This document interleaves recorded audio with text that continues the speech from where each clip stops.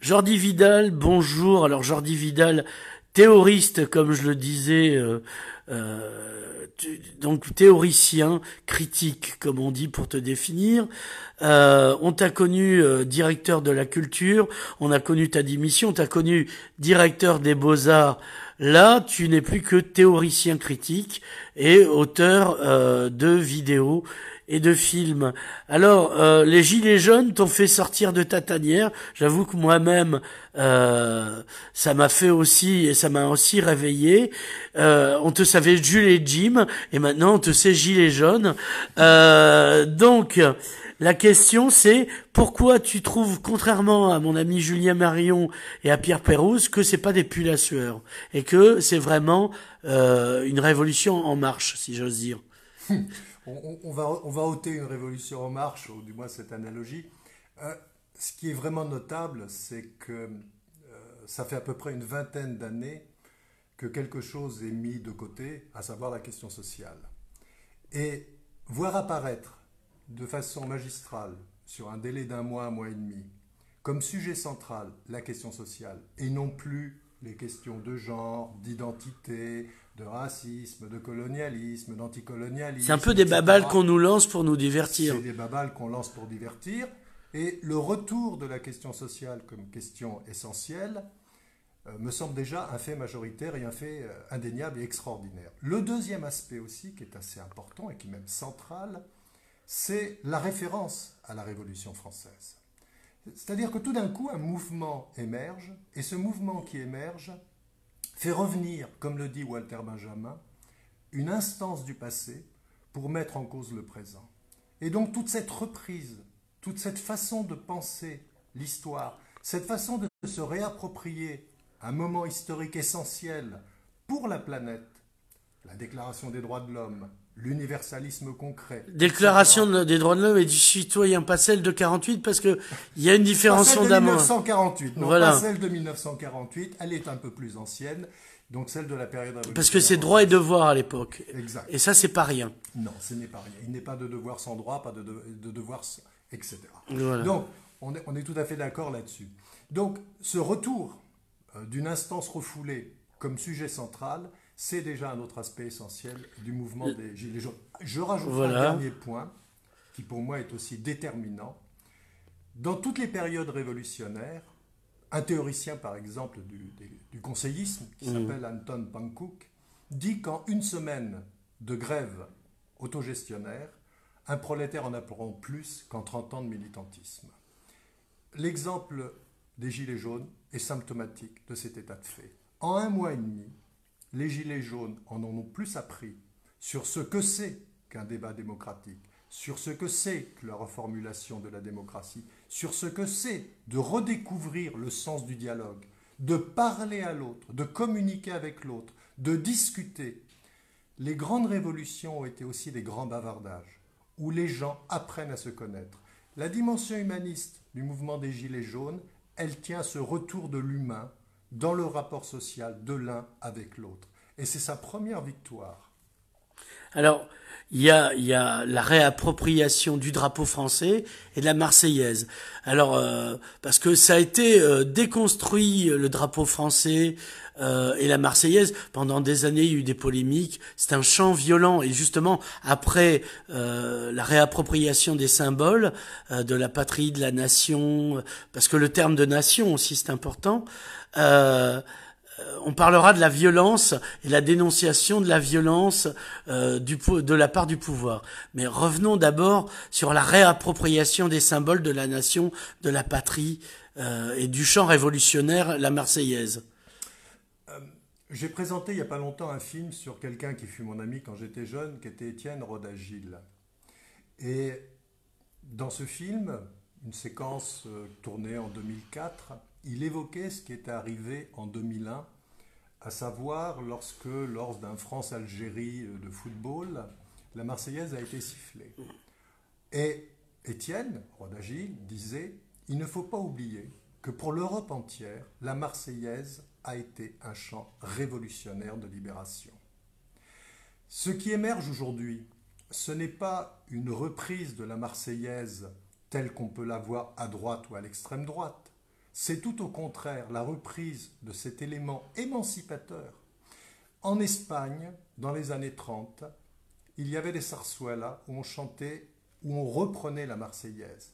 Et le public du Liceo, ou des autres théâtres, ou des autres opéras, se levait lorsque la Marseillaise résonnait. Et donc c'est cette dimension révolutionnaire. À la Révolution russe aussi, au début. Et à la Révolution russe aussi, partout. Donc c'est un chant révolutionnaire, premier aspect. Deuxième aspect, sur la question du drapeau tricolore. On est dans la métaphore de Delacroix. On est dans la métaphore du peuple souverain, de la liberté guidant le peuple, et c'est effectivement l'emblème de cette révolution en marche. Avec ses symboles, la République, le sang, la royauté. Personnellement, je n'aime aucun drapeau, quel qu'il soit. Quoique le noir fut le plus beau. Comme, Oui, comme disait Renaud. Même le noir, je veux dire, même le noir et rouge, etc. Ouais. Je n'aime pas beaucoup les drapeaux. Mais ce qu'on doit y voir, c'est une fonction symbolique. C'est-à-dire comment quelque chose qui est considéré comme mort, aboli, ruiné dans l'histoire, sur lequel on a imposé une omerta terrible depuis 20 ans, comment tout d'un coup ce symbole revient au premier plan. Comment, par exemple, des figures de la Révolution française reviennent au premier plan, alors qu'on pensait que c'était terminé, qu'on en avait fini, que le postmodernisme en avait fini avec l'universalisme concret. C'était même Mitterrand qui, au bicentenaire, comme l'enterrement de Charlie Hebdo était l'enterrement du second degré, le bicentenaire de la Révolution célébré par Mitterrand, c'était pour dire « Eh les gars, vous avez compris, c'est fini maintenant ». Exactement. À grand coup de découflé. À grand coup de découflé, en sachant que, par exemple, là je reprends mon ami Roda Gilles, qui a fait le livret d'un Saïra, et qui bien sûr n'a pas été utilisé dans le cadre de la Révolution française. Mais ne nous éloignons pas. Voilà. Surtout à pied, ça fait loin pour revenir. Ça fait loin pour revenir. Alors, on va parler de violence et de dénonciation de la violence, d'autant qu'on est à 30 mètres de la maison de Georges Sorel, le théoricien de la violence en politique, mais qui à l'époque ne faisait que des articles tranquilles sur le pont du diable, notamment dans la Société scientifique du coin. Et dès qu'il part de Perpignan, il commence à écrire sur la Révolution, c'est assez étrange. Donc, Georges Sorel, j'en parle parce que dans Réflexions sur la violence, premier chapitre, c'est la violence des riches face aux pauvres. Et plus tard, il dénonce déjà la dénonciation de la violence des pauvres face aux riches, alors que la violence des riches est beaucoup plus violente et la réaction populaire violente n'est qu'une conséquence de la violence des riches. Oui, toute manifestation contre un système pose inévitablement une contradiction à ce système. C'est-à-dire que lorsqu'un mouvement se développe dont le but est par exemple d'affirmer le principe d'une démocratie directe, ce mouvement ne va pas user de violence. Mais le simple fait d'exercer son pouvoir, le simple fait de se manifester, le simple fait de manifester met en cause suffisamment le pouvoir pour qu'on ne lui donne aucune possibilité d'exister. C'est-à-dire on ne va pas laisser un mouvement se développer qui risque de remettre en cause l'ordre du monde tel qu'il est institué. On va dire qu'il est antidémocratique, et bien évidemment ce qu'on va faire, c'est qu'on va appeler la police à la rescousse pour le faire taire. C'est un grand classique. La violence première est celle qui n'autorise pas la remise en cause de ce système. Lorsqu'un peuple se lève, lorsque par exemple en France 80% de la population, 75%, 70%, peu importe, sont solidaires du mouvement des Gilets jaunes, ça ne veut pas dire que tous ces gens souhaitent une révolution, mais ça veut dire que tous ces gens souhaitent un minimum de justice sociale, une meilleure répartition. Une chose centrale de la Révolution française, il n'est pas de liberté sans égalité. Or, depuis 20 ans, le postmodernisme nous a expliqué qu'il pouvait exister une liberté sans égalité. Or, ce mouvement vient d'invalider la chose. Que ce soit dans le domaine sexuel, économique, culturel, il n'est pas de liberté sans égalité. Et la violence, c'est lorsqu'effectivement un peuple se lève, un soulèvement s'opère, dans lequel on réaffirme ce rapport unitaire entre la liberté et l'égalité. Alors, il y a eu toujours dans la violence la dénonciation des morts qu'il y a eu pendant les manifs, etc.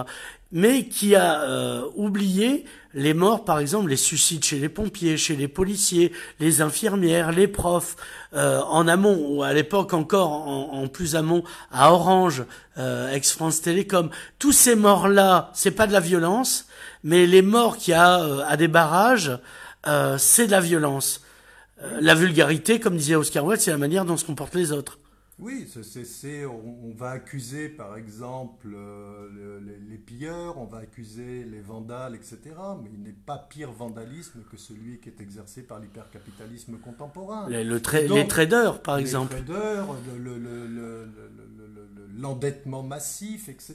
Donc, tous ces mécanismes-là engendrent une violence incroyable, dont les effets on les connaît, c'est ce que tu viens de dire, c'est-à-dire le suicide, et puis c'est aussi l'appauvrissement des relations humaines. Il faut bien comprendre que le mouvement des Gilets jaunes, c'est pas simplement un mouvement revendicatif pour une amélioration des conditions de vie, c'est en finir avec la survie et retrouver le sens de l'autre, retrouver le sens du dialogue, retrouver l'échange. La force de ce mouvement, c'est celle-ci, et donc elle n'est pas dans la caricature qui en a été donnée. Elle est sur ces ronds-points comme métaphore d'une société qui recommence à dialoguer les uns avec les autres, les citoyens avec les citoyennes, une réinvention du quotidien. Ça ne veut pas dire que ce mouvement est porteur d'une espérance idéaliste absolue. Il n'est que ce qu'il est. Il ne peut pas être supérieur à son époque. Il est les contradictions d'une époque. Il porte en lui des tendances fascistes, il porte en lui des tendances négationnistes, il porte en lui plein de tendances. Mais ce mouvement, son mérite, c'est d'exister et de formuler les exigences de la démocratie, et en particulier de la démocratie directe. Alors justement, comme quoi les choses sont bien faites, tu as fait une vidéo déguisée sur le spectre de Condorcet sur YouTube, et on parlera après d'ailleurs de la difficulté à diffuser des trucs à partir du moment où on trafique les algorithmes pour que des choses n'apparaissent pas. C'est pas du complotisme, c'est de la convergence d'intérêts. Donc, où tu fais la récollection de photos avec tous les slogans des Gilets jaunes. Donc voilà, ça c'est intéressant aussi. Tout mis bout à bout, ça fait le cadavre exquis d'un programme finalement. Oui, peut-être pas d'un programme parce qu'il n'y a pas de cohérence interne, mais par contre de la diversité du mouvement. Et ce qui fait l'intérêt de ce mouvement, c'est la capacité de dialogue. Ce qui a été assez surprenant même par rapport à cette vidéo, c'est que la plupart du temps, ceux qui vivent dans des niches spécifiques vont contredire cette vidéo en disant on voit telle et telle personne, on voit tel et tel slogan, on va dire que cette vidéo est misogyne, on va dire qu'elle est un peu réactionnaire, on va dire qu'elle est trop libertaire, etc., etc. Comme si les gens étaient incapables aujourd'hui de comprendre qu'il y a une perspective globale, de comprendre que ce qui est montré dans cette vidéo, c'est la diversité, la complexité, la contradiction qu'il peut y avoir dans les différentes tendances de ce mouvement. La Révolution française n'est pas une pure positivité, elle est contradictoire. Entre les Girondins et les montagnards, jusqu'à preuve du contraire, il y avait quelque chose d'un peu inconciliable chez les hébertistes, etc., etc. C'est la même chose qu'on retrouve dans ce mouvement. Et donc, la vidéo... Est-ce que tu crois que BFM, à l'époque, disait déjà oui, mais vous n'êtes pas cohérent dans votre message, ça part de partout. Est-ce que tu crois qu'à l'époque, BFM TV, après la chute de la Bastille, dénonçait la violence de la prise de la Bastille et demandait si on allait reprendre les négociations avec Louis XVI? Je ne reprendrai pas celle de BFM, mais je te reprendrai dans le film de Peter Watkins sur la Commune, il y a deux radios. Il y a une radio des communards et la radio des Versaillais. Alors, on peut considérer que la radio des Versaillais, qui est la radio dominante, jusqu'à preuve du contraire, il faudra me dire où il y a une radio qui ne soit pas une radio versaillaise aujourd'hui, ou une radio de la réaction. On en reparlera à ce moment-là. Mais oui, bien évidemment, il y aura une falsification généralisée, ça c'est clair aussi. Donc, alors, à propos de falsification, c'est Internet est libre jusqu'au moment où on change les algorithmes pour que des choses soient mises en avant et d'autres disparaissent. D'où ta vidéo, tu as eu des problèmes apparemment. Oui, il y en a eu des... Alors déjà, ce qui est assez intéressant, c'est que par exemple, elle est en ligne sur Facebook, sur le compte de la CNTAIT de Toulouse, et par exemple, elle est autour de 5000 vues. Et quand on va sur YouTube, on a 300 et quelques vues, plus ou moins bloquées, 360, etc., etc. Ça, c'est le premier point. Deuxième point, quand on rentre dans YouTube, on s'aperçoit que c'est littéralement dit, non pas par un complotiste, mais par YouTube lui-même, hein, par Google, YouTube, parce que YouTube appartient à Google, que de toute façon, il y a des algorithmes, mais qu'au final, pour des raisons X et X, ils font ce qu'ils veulent. C'est-à-dire que c'est eux qui sont les seuls maîtres à bord pour savoir si une vidéo passe ou ne passe pas. Ainsi, par exemple, un jour après, sur Google, j'étais déréférencé, hein, c'est ce qu'on appelle, pas de la censure, on appelle ça déréférencé. Et bon, c'est assez banal, mais la vidéo existe. Ce qui m'a fait découvrir de façon assez étonnante, c'est effectivement que YouTube l'annonce officiellement qu'il y a une manipulation sur ses propres algorithmes et qu'il y a une manipulation sur le nombre de vues. D'autant qu'on a appris que Macron, le président Macron, incapable de faire payer ses impôts à ces gens-là, s'était arrangé avec eux, Facebook et YouTube et autres, pour filtrer justement les mouvements. Ça a été dit dans plusieurs articles, quoi. C'est un peu cher payé les chiens de garde, je dirais ça. Voilà.